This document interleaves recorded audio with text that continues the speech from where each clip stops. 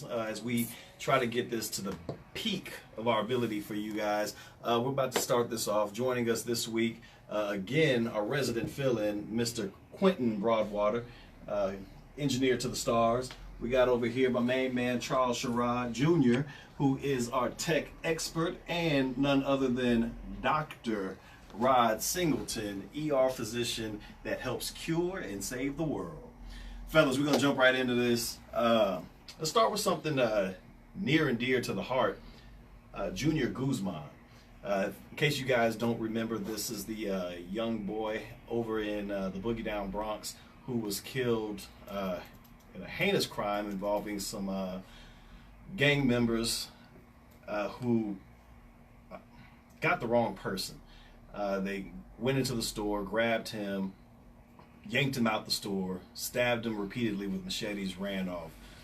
The video, which is a horrific video, showed Junior scrambling, trying to get away. They actually have a new video that just came out that shows Junior jumping over the counter of the store owner's counter, asking for him to hide him.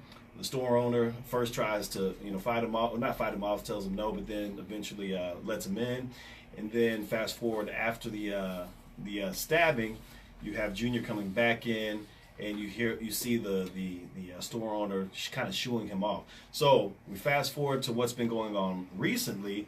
The store owner is saying that, hey, I know this guy, I like this guy. I was actually trying to help him. He was super scared. He wouldn't stay down. They got him, pulled him out. And what you see on the video at the tail end of this is not me shooing him away, saying get away. It's me telling him there's a hospital right around the corner. Go to the hospital. There's been a lot of backlash, though, on this because the store owner, the population at large has said that they feel like the store owner showed little to no sensitivity for what was going on, and he could have done more in this situation. Could he have done more? Should he have done more? What's your thoughts on that, fellas? I don't know. I guess it all depends, right? I think there's something that we like to do. Like, we as humans, we always try to create a story around things that we don't know. Everybody wants to talk about what they would have done and what they think is the right way to do it in hindsight, but we don't. In that moment, nobody knows what they're going to do. We saw, at least from the video, that the man tried to hide him. He called 911. He did probably what he thought he could do, and who knows how many times he's seen similar situations, kids fighting, things of that nature, and not knowing what was going on. So you don't know, right? Because the young man died, everybody's going to say you should have done more, you should have tried to save his life. But in that moment, it's a tragic situation. I think a lot of times when tragedy happens, people like to compartmentalize and try to put it away, like, if X would have happened, then Y wouldn't have happened, and I can feel safe at night because maybe I can blame this guy. So I think he's probably taking some blame that maybe he shouldn't. But of course, in hindsight, everybody would have been a hero, right? Everybody's a hero in hindsight, but nobody in the moment, is always going to do the right thing. Listen, Chuck, I agree with you 100%. This is classic Monday morning quarterbacking. Everyone likes to think that in the moment, like you said, that they would have done something different, but they have hindsight as a luxury. And I don't think, at minimum, we can't condemn this man, take away his livelihood without us knowing exactly what he was thinking at the time. We don't even have enough evidence or facts at our disposal yet to make a decision that's even intelligent at this point. So I think it's very premature that they did what they did to this guy. And it's as simple as that for me. Yeah. I mean, we're talking, I think they said it was up to 15 people that attacked this young man. Yeah. You talking about a situation, How do you know? This guy come running into your store. You don't know what he's coming in there for, first of all, right? You got to figure the situation out. By the time you figure it out, there's 10, 15 more people in there trying to attack this guy. I mean, what you want him to do? If he would have helped the guy, stepped in front of him, and he would have got stabbed up and died or whatever, then the narrative would have been like, well, he was stupid for jumping in, you know what I mean? So it's probably a no-win situation for this dude, but I think it's unfair. Like these two guys already said, man, it's unfair for you to sit and say, oh, I would have done this, or he should have done this, he should have been more compassionate. Man, that's just a terrible situation to be in. Yeah, and when you're dealing with people that have no regard for human life, like they have no regard for yours either. what you think? Because you stepped in front, because you were the owner of the store, they were gonna stop. Like they actually killed somebody. They took somebody's life behind, whatever the reason was. I think there was there was other information about why they went after that young man. But when people have no regard for your life or life around them, man, you have to do. I think he did as much as anybody could do. Yeah. He called the authorities and tried to get him there and tried to help the young man. It's a tragic situation, and I hope everybody that took part is brought to justice. One of my best friends in the world commented on the Facebook page saying that we'll never have enough facts, but my contention isn't that we ever have all the facts we need. Is that it's too premature to make a decision right now as to whether this man was remissing his obligation to protect a fellow human being. That's all I'm saying. Well, Quentin, you said something about this being unfair to the store owner right now. I want to talk about something else that's also unfair. Jorge Porto Sierra, 50-year-old cat out of Florida, was arrested after being accused of trying to burn several sex offenders. I feel. Shout out to Jorge. Shout out to Jorge. This is the most unjust thing that you can ever do to a cat who's trying to burn some folks. I mean, let this man, first of all, let him finish what God had for him to do. Like, who am I to stop God's will from happening? This is an interesting set of facts, though, because, this cat goes in there, he breaks a window into a motel room, douses the place with some lighter fluid, carrying a cigarette. He also tried to burn down, I think, somebody's car, too. I don't know. This guy has a vendetta. Apparently, he has said, hey, I'm out here trying to right the wrongs. Cleaning the streets. And cleaning the streets for these child molesters. Should we let thine will be done? I feel like this vigilante justice, what's so bad about vigilante justice when it's actually for the right cause? Honestly, in my opinion, I don't think it's anything bad. I feel like the energy you put out into this world is the energy you're going to receive back. And all Jorge was doing was redistributing that energy. So... No, for real though. Honestly, man, you think about it, man, like, whether it's my belief or not, but most people say child molesters, thieves, are some of the worst people on earth, right? You can't put child molester and thief in the same breath. Well, it depends on what you're thieving, though, right? Depends on who you asking. Yeah, it depends on who you asking, man. You still in the draws?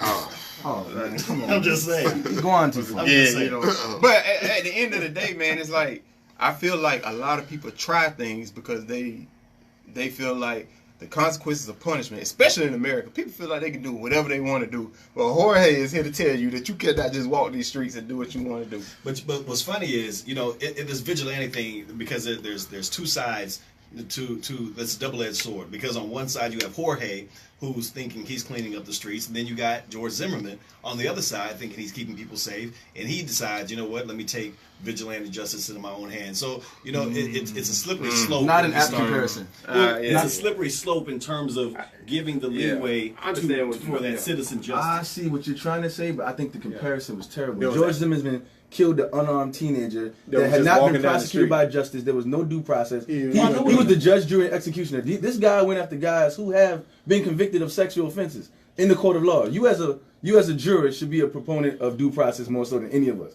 And that's the issue with vigilante justice. I believe in Hammurabi's code of conduct. You know what I'm saying? An eye for an eye. You can't knock it off. That's the problem with vigilante justice. You can't have an eye for an eye will leave us all blind. Listen, y'all. If y'all out there right now thinking y'all gonna be a vigilante, look, partner, you ain't Luke Cage. You ain't bulletproof. You ain't bulletproof. So if you think you're gonna run up on everybody that's convicted of a crime and a crime you didn't like, and think you're gonna put your hands on them or burn them or something like that, the police should probably step in and stop you from doing that before you get yourself put in a situation. Because Jorge might have got folded up somewhere, so I'm sure somebody would have folded. They probably saved. They probably saved. Well, Jorge probably saved a few people from getting molested. But right? Let Jorge go out and, excuse the pun, a blaze of glory. You know what I'm saying? This cat gonna kill at least 6 of them. I know we're keeping it light, but let's look at this from another angle, right? In most states, I know at least in South Carolina, if you kidnap someone, by the definition of the law, they're a sex offender. If you urinate in public, you're a sex offender. So all sex offenders are not created equal.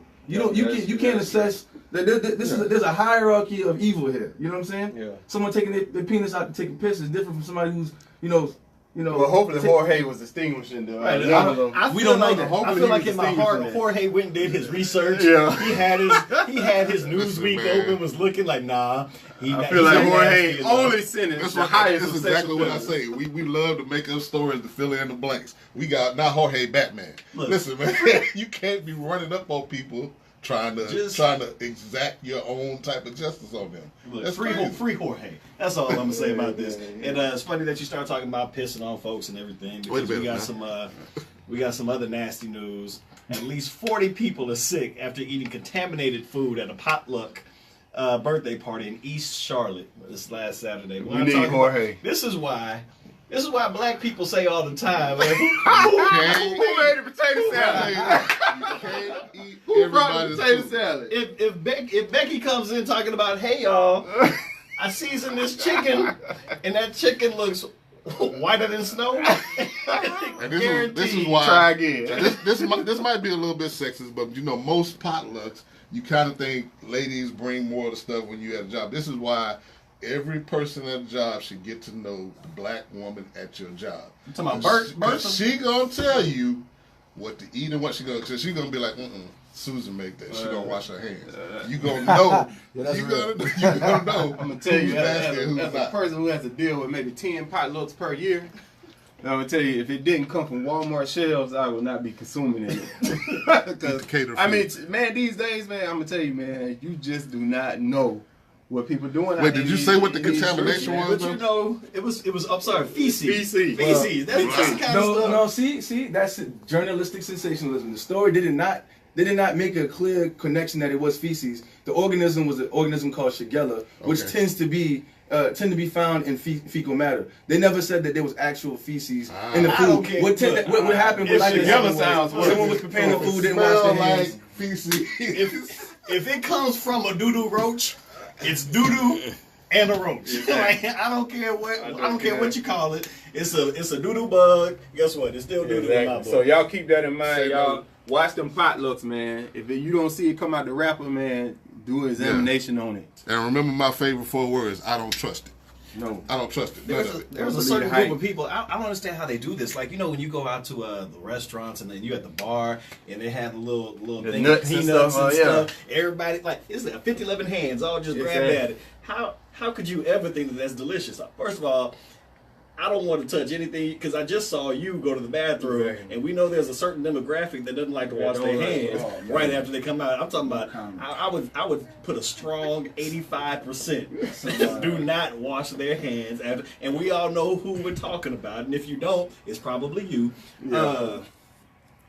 I just can't do it. No. I just don't understand. I think that's why the bubonic plague happened, man, because they didn't know how to clean themselves. Exactly. I am not the potluck participant. You didn't know that? Because people didn't wash their hands. It took the Moors coming in and telling Tell them them, how maybe to- if you washed your ass, You wouldn't keep getting sick. you wouldn't keep getting sick. As soon as they started washing themselves, the bubonic plague left Europe. I might have said too much. I don't want to get in trouble. Yeah, But anyway, it's just pretty bad.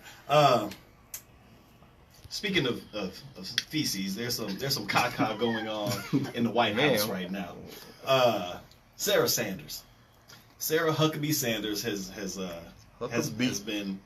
been chosen to be protected by the Secret Service, and your president Donald Trump chose her for this election. This is after we're going to say it's coincidental right now because we don't know the 100% full story, but this is after she went into a restaurant and she was politely told to leave because they didn't agree with her stance and what she represented. She went on to say that she was attacked and no one should be attacked like this. And, this is supposed to be an America where we're all supposed to be living free. She's actually espousing beliefs that we've told her she should be espousing, but only tend to apply when they're actually coming after her, which to me, isn't it ironic? Now we're going to tell her, you know what, let's spend some of these tax dollars on Secret Service for her. If only we could all be so privileged. Yeah, exactly. Rob, what you got to say? I want to hear what you got to say first.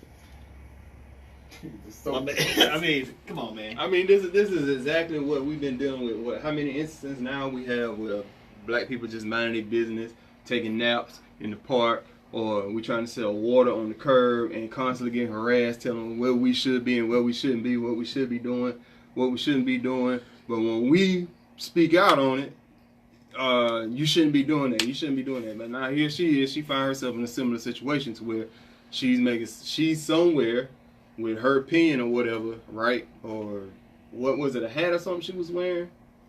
No. I think this is a different She just person. walked in with Yeah, I think we conflate the Oh, argument. it's just because who she is, You right? talking? You talking about somebody who is seen and is viewed as the voice of the president. She's the She's proxy the for voice. Donald She's the Trump. proxy of the president.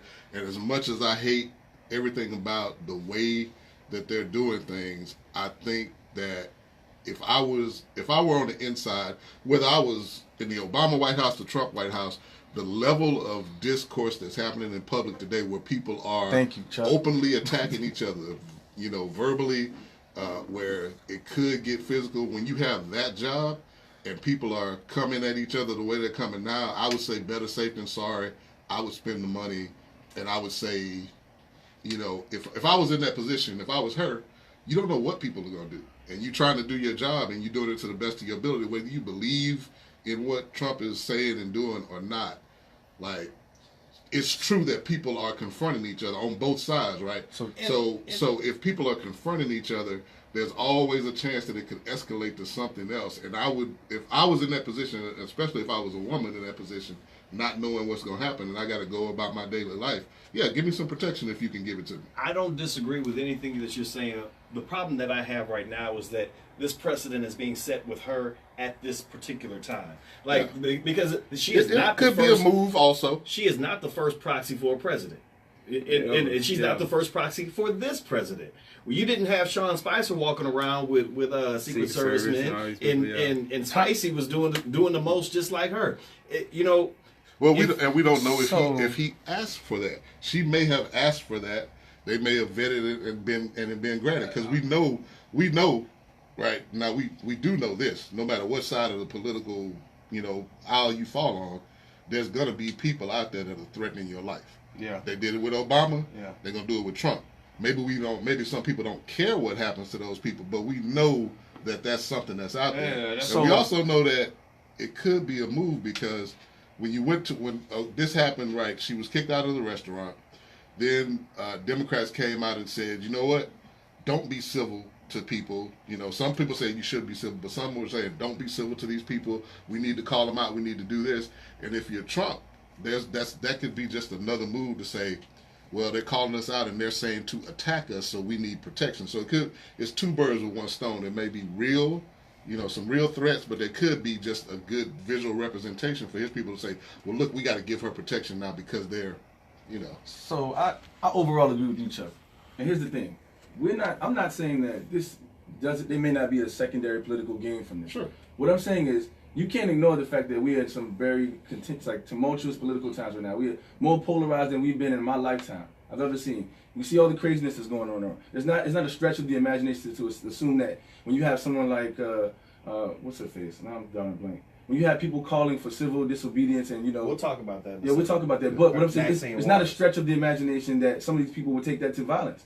So I don't think that this. Let's not forget somebody threw a shoe at Bushwood. So these things have always been there, right? But yeah, social media and everything now, it makes people more aware of what people are going through when they're out, and what could possibly happen to them. I'm glad you said that too, because there's also there's a new component, right?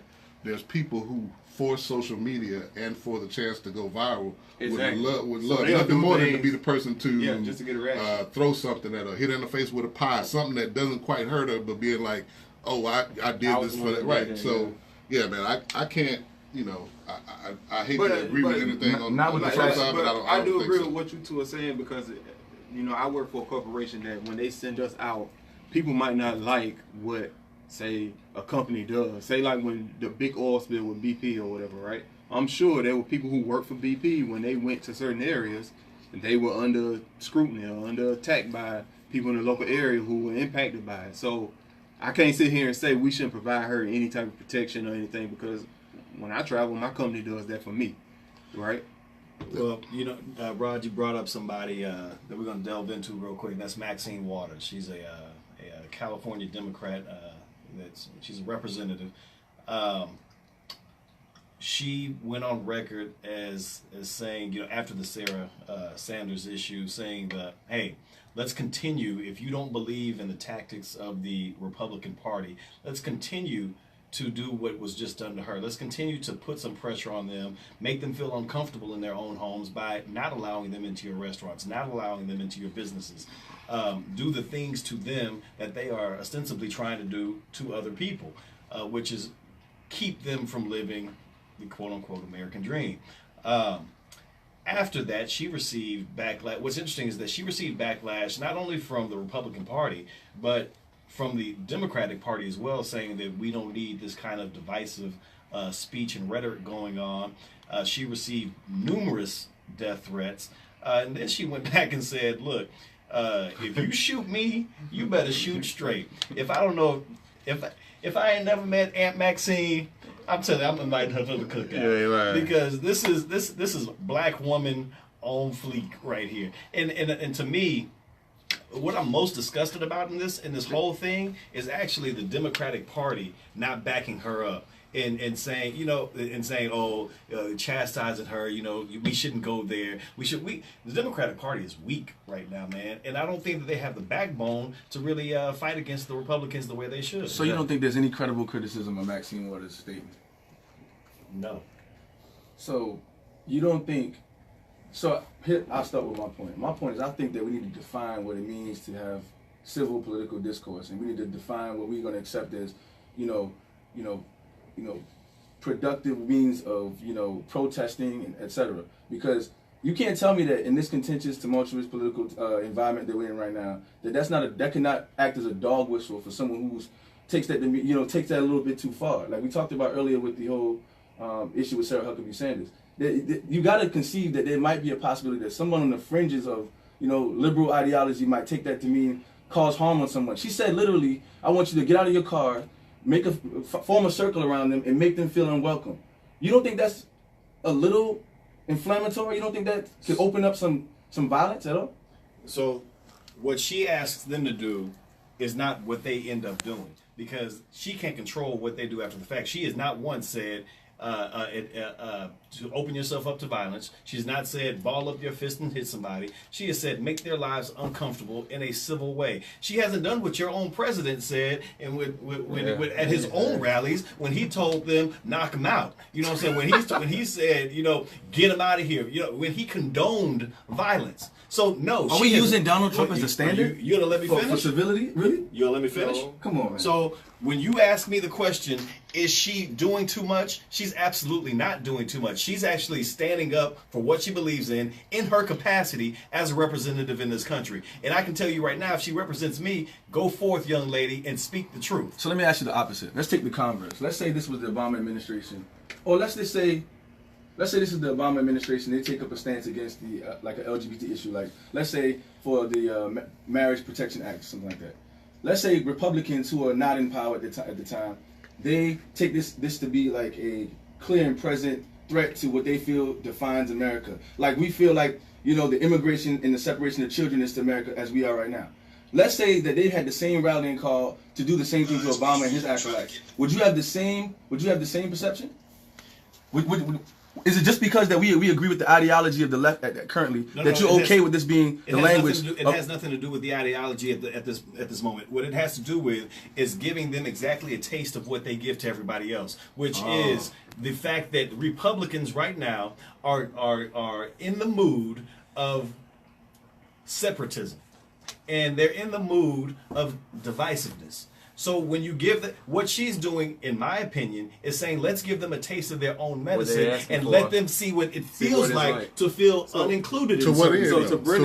So to Brennan's point, I do agree with what he's saying. It's like, man, I'm tired of trying to come to an agreement and work with y'all. So you know what? If you don't want us to be a part of your agenda and what you're pushing for, then guess what? We're gonna let you go push your agenda over there, and we're gonna get what we're trying to do, and we're gonna roll with that. We're gonna let you see what separateness and that segregation, what it really feels like in 2018, we're gonna let you get a taste of it and let you see what it feels like. So you think the average rank and file, liberal or Democrat, is going to take that with as much nuance as you just presented it with?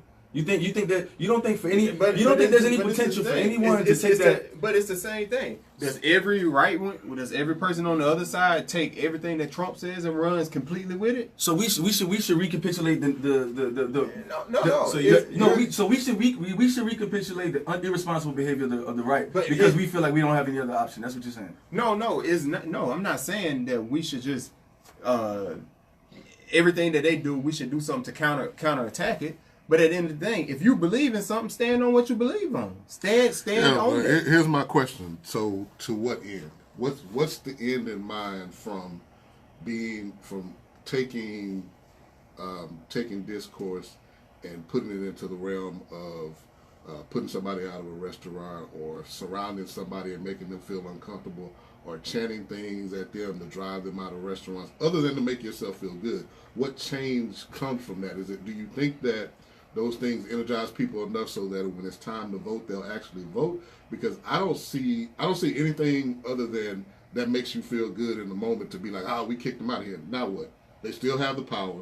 They still have the ability to make policy that they've been making that's terrible for us. Like, none of those things get us to that end. So I think I love what she represents. I love that she speaks her mind. I love that she's unafraid and unapologetic.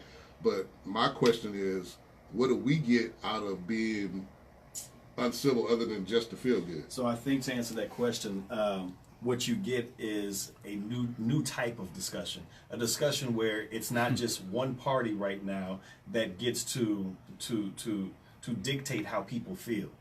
Right now, what you have is the Republican Party making everybody else uncomfortable and having no reason to have to change their ways, because there's no empathy involved in what they're doing. So once you bring in a different course of action, you force them into an empathetic type of behavior. Like, well, dang, we don't like the way we're somebody like Maxine, the person who was the catalyst for this, has to come back then after you've iterated a call to action. You have to then piggyback on that and say, hey, you know how you guys were feeling during this whole tit for tat situation? That's what we're talking about now when you talk about this Muslim ban that the Supreme Court has just now upheld for the immigrants. Yeah, I don't think that's going to work at all. Well, it may not work, but it has. But you got to try something different. I think sometimes people need to feel the pain that they dish out before they understand why is it such a problem for the people on the other side of the line. Yeah, like, I think they don't never feel the pain. I think people are people, and if you kick me out of your restaurant, I'm gonna try to kick you out of my country. Well, you know, it's if you kick my dog, kill your cat. It could become like a people are. That's not. It's not gonna get us to a level of discourse. And Tyrone Haynes makes a good. He brings up the point. He said, "What change came from sit-ins and getting spit on? This is calls to action." Are totally different. Well, I think what he's saying is calls to action are catalytic converters for change. And let's talk about for a second the Supreme Court and what's been going on with the Supreme Court. The Supreme Court just upheld President Trump's ban on travel from several predominantly Muslim countries, saying that, look, the president has the unilateral and autonomous power to safeguard national interest and national security.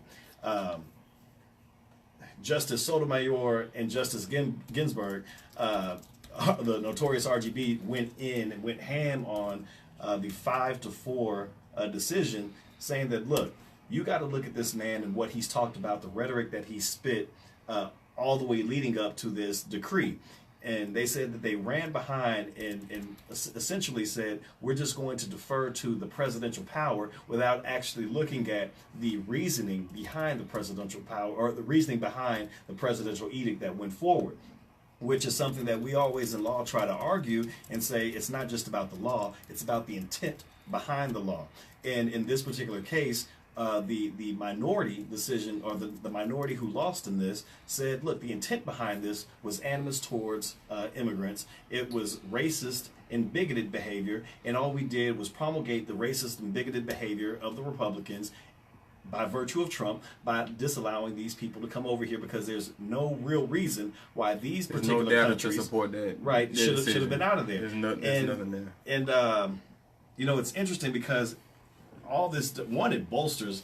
I mean, Trump's been yelling and screaming from the rafters for the last year, saying that I'm right, and that all these other appellate courts have it wrong, and then only to have it substantiated by the Supreme Court puts us in a dangerous position. I think this is more so a political move than any rhyme or reason behind it. Like, for one, it points out a specific group of people.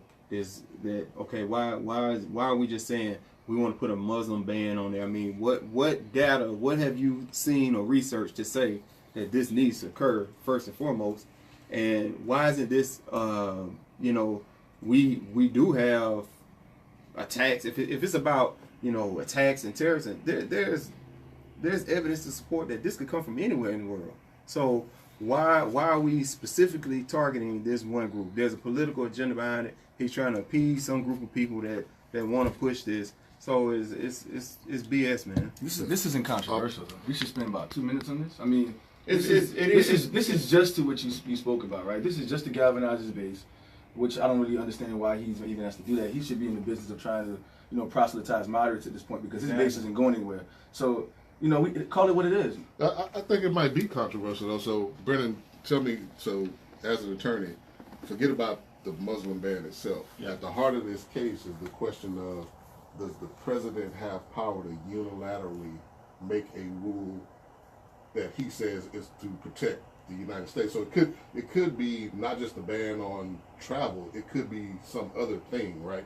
So well, I mean, that's something to me, like power in a vacuum where one person. But the Supreme Court, which is supposed to provide a check on the president, upheld the decision. So that in itself tells you that he has the power to do so. Yeah, well, not only did they uphold the decision, but they fortified his power, and they fortified his ability to do to wreak havoc on immigration status in this country by himself. Yeah, and to me, that's where the danger lies, because you have put him in a position where the presidential powers to issue mandates, regardless of why, has been fortified. Yeah. And I think that's a problem. Yeah, because, it's a big problem. Because when you take out the why, you're left with the Japanese concentration camps of the 1950s. Japanese internment. They were not concentration camps. Let's cut the bullshit. You call it what you want, now call it what I want. Let's keep it factual. No, there's a difference between an internment and a concentration camp. You leave internment camps. You don't leave concentration camp. There's a marked difference.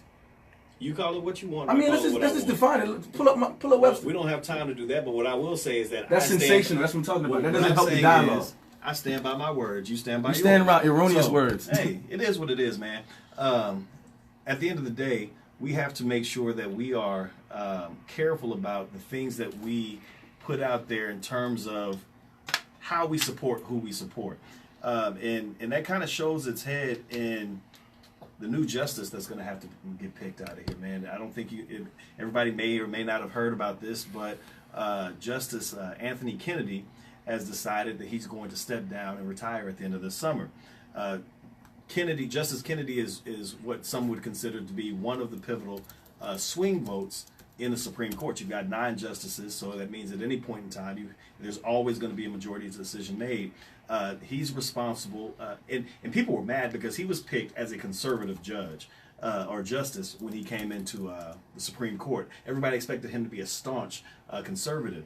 He kind of, and on social issues, he's not as staunchly conservative as others would have liked for him to be, citing as authority the Obergefell decision, which basically guaranteed gays and lesbians the right to marry.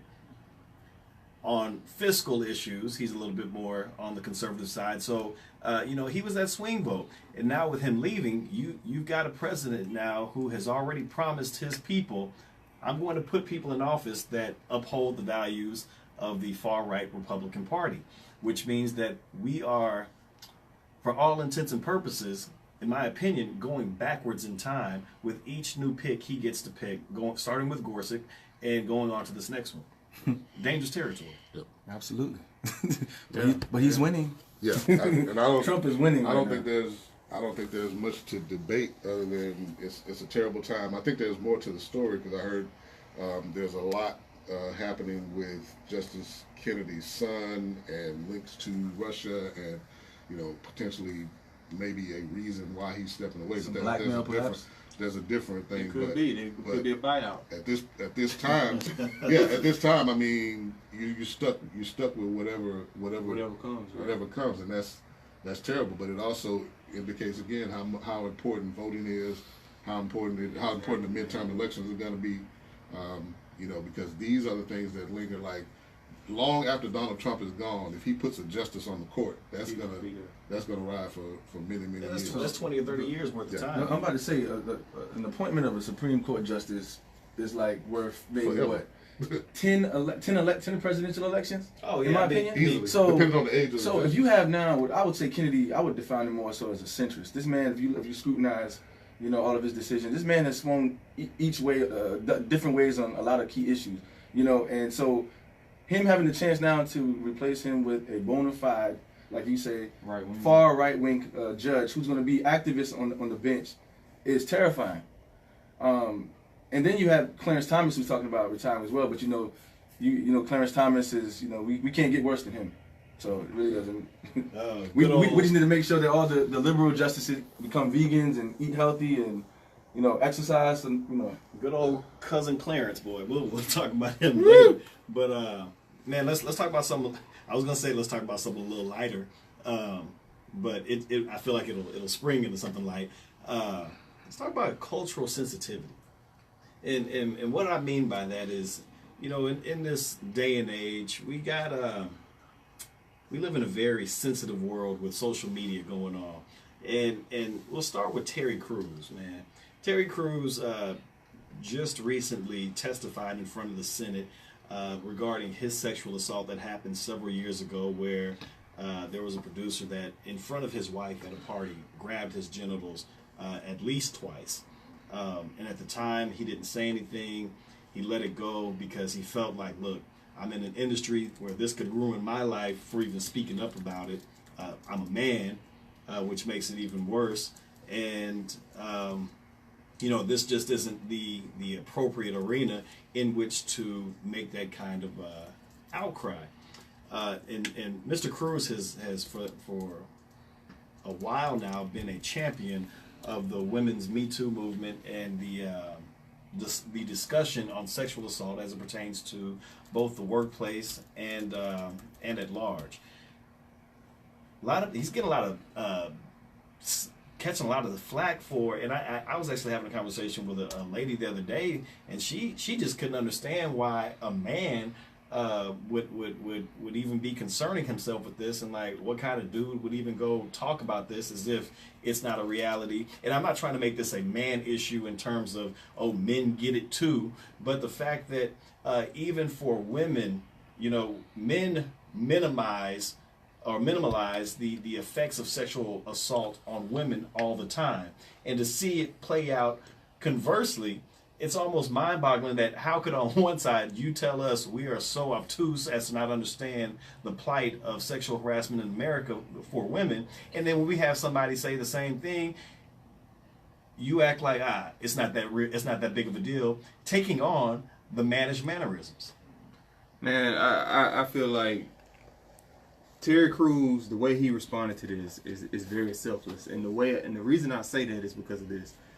Terry Crews, everybody know, big dude, former athlete. I'm sure he could have physically handled this situation immediately and whatever, but there could have been backlash to that, right? I mean, if you think about it, he goes in, attacks this guy physically or whatever, deals with a situation right there. But what does that do for the future, for people coming behind him? What about the people who can't physically really protect themselves in these situations? So I think as a man of his stature, I think he made the right decision in speaking out about it and let them know. Because, man, look at all the young boys in Hollywood that's being damaged. So obviously this is something that's been happening. So should we get away forever. from the whole mantra of man up? I think this is the thing. It's easy to ball your fist up and hit somebody, but what does that really say? No, it ain't. There's a lot of punks out there who can't scrap. It is, but I'm saying in Terry Crews' situation, right? Yeah. If I walk out of this door right now, somebody say something crazy to me, it's easy for me to react in a physical manner, right? But to use the processes that are in place, sometimes it's looked at as you not being a man, or you're not handling this as in a manly way. Like a man who calls the police on a woman for whooping his ass. Exactly. We all gonna laugh at you. Exactly. But at the end of the day, the process is put there in place for you to utilize and address situations. And then it also prevents himself from getting into some type of legal issue with this guy that costs him in the long run. So Quinn, bro, I agree with you, man. And at the risk of sounding ridiculous, There's no risk. No, there's no risk. Do Do you think? Listen, sometimes I have to be the devil's advocate. Because sometimes y'all get in sync, and then we just, there's no disconnect. Don't advocate for good reason. We You don't have to. Listen, Right? Yeah. yo, I get what you guys are saying, but something optically doesn't sit well with me because we like to lump everything as if it's just sexual assault. It's just this one monolith, and you treat it all the same when it's not really true. When I look at sexual assault victims and the women who are really have been victimized by this the most, there are lasting ramifications from that, psychologically, financially, emotionally, et cetera, et cetera. You can't tell me someone like Terry Crews, who's now at the vanguard of this Me Too movement now, has the same kind of story as a woman who has been subjected to this kind of behavior and what I would call much more dramatic instances of sexual assault. I'm not saying that he's not right for coming forward, but I just feel like a woman should have that platform. I don't think that he really substantively changes the narrative that much. He sensationalizes it, but he doesn't really change it. This should be more focused with women, I think, in my opinion. So I gotta disagree with you on that because I don't feel like it's a female or male thing. I feel like males probably have been sexually assaulted to the same degree. That's not the argument. That women, what you said, I don't feel like it's a female's platform, but if it's a female's platform, that's also saying that females experience worse sexual assault situations than men. But I don't know if can you say that? I'm sure that there are men who have experienced sexual assault situations to where they have felt very, very harsh issues from it after it's happened, right? Agreed. But So that's not my point. I don't think it's a female or male platform. I just think We're not talking about an aggregate. We're what's your talking point? about Terry Crews and his story. You got to be very, very strategic and very deliberate when you have someone who is a symbol of a movement, right? His story is not compelling enough for us to set aside all the women who have been in Hollywood. Even you can take I don't think anybody's doing that. You think Congress talking about how a man groped his penis, though? Yeah, I mean, But you women, know but they how also really? have women. Well, so let's here's roll what back. First thing is this isn't about man, woman. It's about Agreed. power dynamics. Agreed. Exactly. Right. So it's about power dynamics. It's about whether or not somebody who is in power can do with you as they please, whether you're a man or a woman, whether it be taking you to bed, groping your genitals, holding you up, whatever it is. It's about power dynamics, and I think that's the discussion that's important. So no matter who it is, I don't think Terry Crews is taking away from any woman. I think this is a movement that has many people, many facets. You're going to see Terry Crews now with his time. You're going to see, you've seen all of the women that stood up. Beverly Johnson when she stood up against Bill Cosby. You see Ashley Judd when she stood up against Harvey Weinstein. So you're going to see a bunch of people who are well known and known enough to come out. But he is another face. And the other thing, I want to say is there's another discussion about being black in white spaces. Because I think if you've never been a black man or a large black man around a whole bunch of white people and had to change the entire way you act for the comfort of those people to keep them from being afraid of you. So the whole thing about Terry Crews, like saying, well, you're a man, you should have done X, Y, Z. Terry Crews never would have worked again in Hollywood if he'd put his hand that's on not it. my contention. Right, Sound like he's you're lost. from a- I know it. from a place of bigness. Damon's not here, so I'm the biggest guy in this room. But I know firsthand how people who are not y'all, of course, but I know how people who are not from our culture react to. But let's talk about power dynamics. I feel like you hijacked the discussion, right? We agree on that, right? Yeah. It's all about the power dynamic, right? But let's talk about that. Let's not talk about Terry Crews being the symbol of sexual assault right now. I don't think that's what people are talking about. Well, I think the the most important thing that comes from the Terry Crews discussion and Terry Crews actually being vocal about this is the empathy factor that's non-existent right now from the male perspective. And I think women want men to understand what they go through. And then what Terry Crews does in this platform is he says, look, I've experienced too. One, he gives men an outlet to be able to come out, like Quentin said, and say, look, I've gone through this too. But not only that, it gives us different perspective of saying, well, damn, if it can happen to him, you know, one of the fellas, it can happen to anybody. Let's actually, because sometimes when the people in power are the ones dictating something, you have to give them a reason to want to change it other than hearing the oppressed person talk about it. It's not until somebody actually feels it for themselves that they actually start to take it seriously.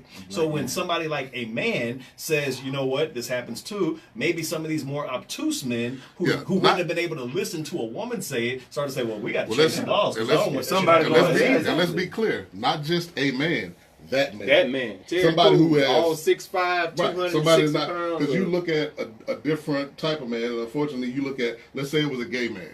There would be people that say, somebody would say, you know, they push him to the side. People do the same thing with women. They push them to the side as being weak-minded, or maybe it wasn't as bad as they think. But if you're looking at somebody who is for all intents and purposes, a man's man standing up saying, this happened to me too, then, you know, that's something that's real. Well, look, we live in a sensitive world where sensitive people do sensitive things.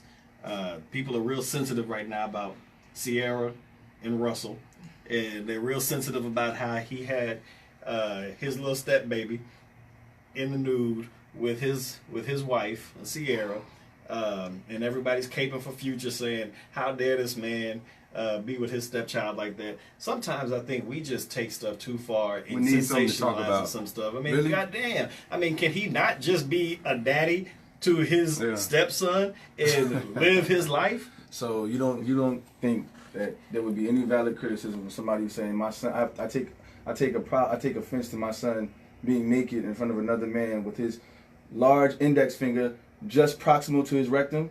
Man, you don't think that you think that there's no argument to be made from a man who says this is inappropriate for another grown man to be in the nude in the company of my son. Rob, what happened to you saying that you didn't want the risk of sounding ridiculous because you overcome that risk at this point? This is not. I mean, to ask the question. At most, this is a bad picture. Like the kind of picture that no one wants to do. Like, it's just a bad picture. Until it's your son. But it's not. No, this to me has nothing to do with nudity. It has. I mean, this is a little boy. It's about what? I was like 4 or 5 years old. I'm almost positive that Russell has seen this little boy naked, washed his ass for him, and done all that kind of stuff. So this isn't a matter of nudity. It's just a bad picture. No matter if this was the regular daddy being told by regular mama, "Hey, take this photo," I'd be like, "This is a terrible picture to be taken." This has nothing to do with him being a stepfather to this child in a nude photo. We sensationalize this stuff too much. Let this man take care of his child. He obviously loves the kid. The kid loves him. That does not take away from a father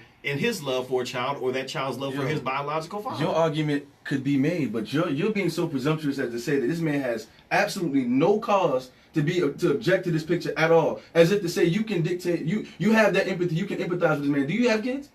No, so I don't need kids to know that this is a bad picture, and I don't need kids to know that at some point you can argue that it's a bad picture, but the essence of the picture, you worried about the fact that this his thumb is his index finger is next to his rectum.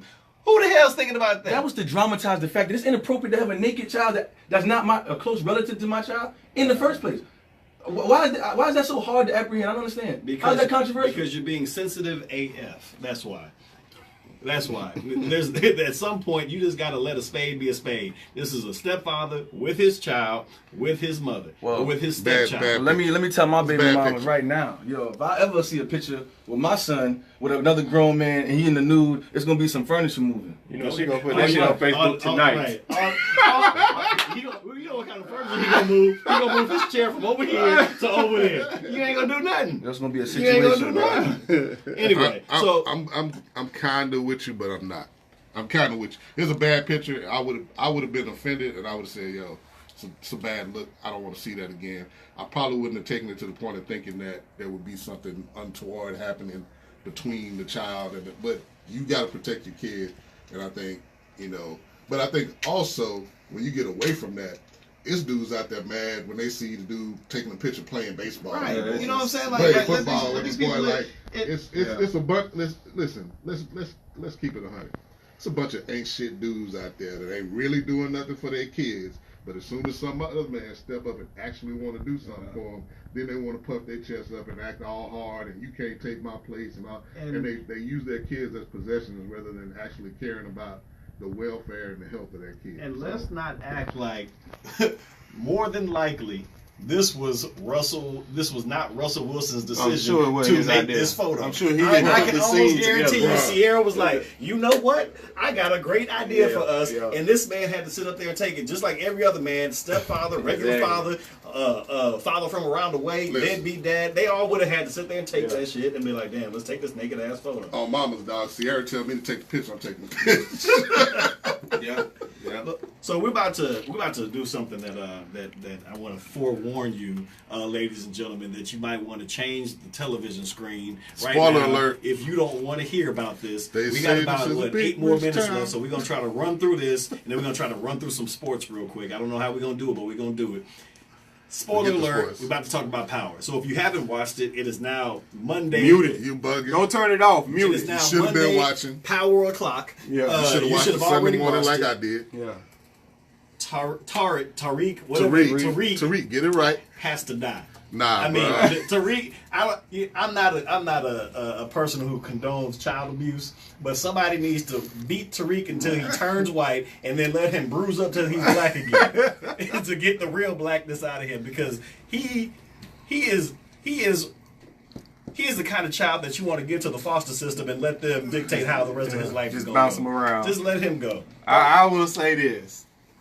You are absolutely right. I agree. But I would say these writers are doing an excellent job of twisting Phenomenal and job. turning and keeping people on their toes. And I mean, man, when you watch Power the next morning, you wake up, man, people are on their lunch breaks. Man, did you see Power? Man, I mean, they doing a great job, man. So I got to give a shout out to them and say it's craziness what you're seeing, but it's doing exactly what it's intended to do, man. And listen, It's man, talking. Tariq, we're a bunch of hypocrites. I agree. But we're a bunch of adults talking about now, is Tariq messing up? Yes. But everybody that's out here that love Ghost Exactly. and hate Tariq, Same people. I don't get it, because that's who That's where he Tariq learned is. from. He is his daddy. He is his father's child. You know a tree by the fruit it bears.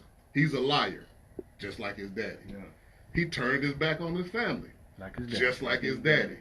He thought he could handle everything without anybody's help, just like his Man, daddy. that's a great point, Like, man. he does nail everything. on He the moves head. just like Ghost But does. we can't kill Ghost off the show. Somebody There's no gotta- power without Another Ghost. thing, Chuck, 100% what you said. You actually stole my fire. But on top of that, I understand why everyone hated Tyreek up into the last episode. But in the last episode, I think some people got the plot twisted a little bit. It wasn't that Tyreek made a mistake when he called Dre. That was a part of the plot. He didn't do anything that wasn't upstanding in the episode. If anything, Tyreek took some stuff on his head. He shot the man who killed his sister in the episode, at the last episode of the season.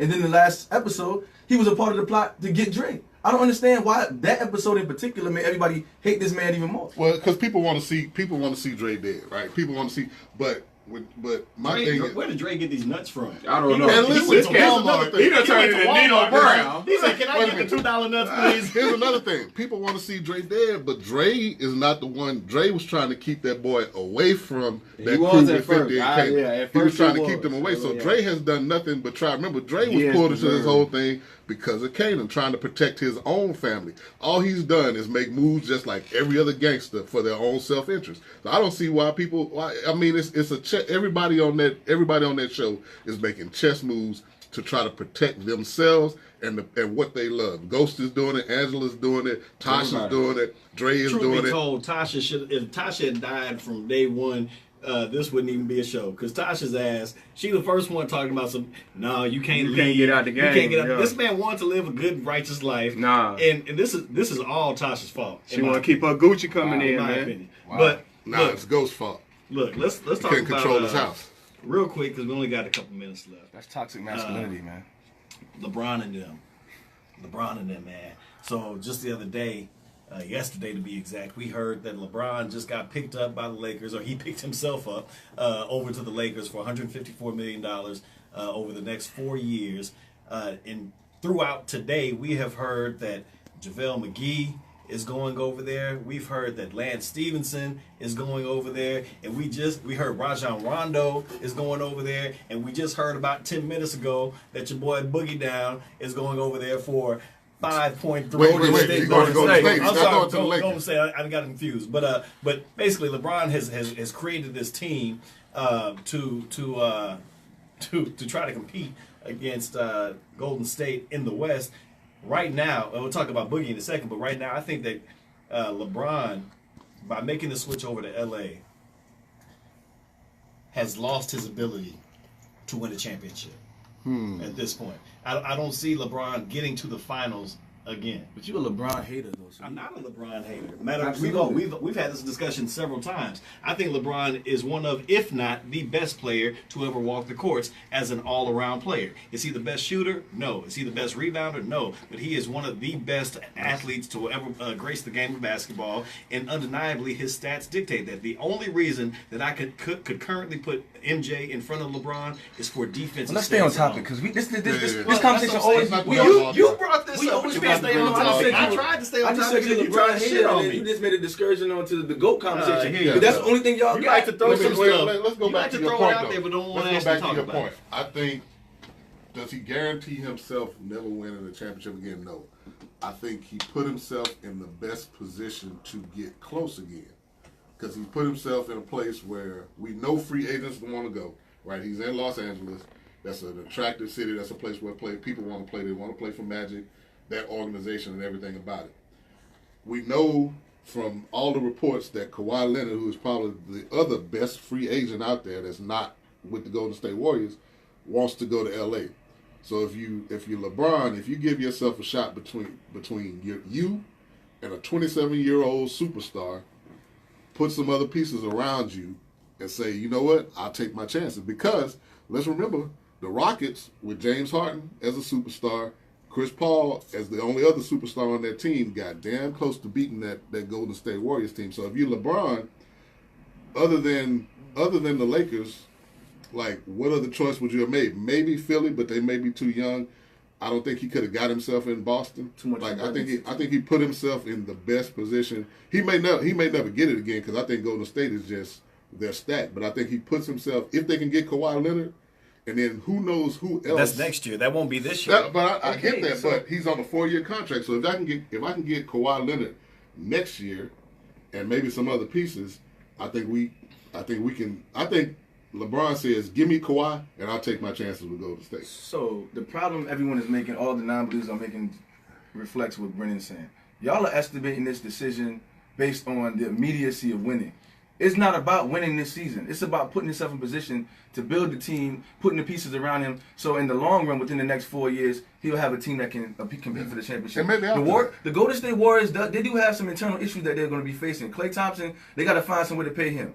They got to find some way to pay Draymond. They got to find some way to pay a lot of people. So it's not a foregone conclusion that the Golden State Warriors are going to continue to be dominant as they have been over the next period of years. Yeah. And I'm talking about right now. Golden State is one ankle sprain away from not being Golden State. No, they're at least 3 ankle sprains away. Because if Steph Curry doesn't play like Steph played the series that they lost when they came back when Cleveland came back 3-1, and it was Steph, even though he was on the court, but he wasn't right. If Steph ain't right, that team ain't right.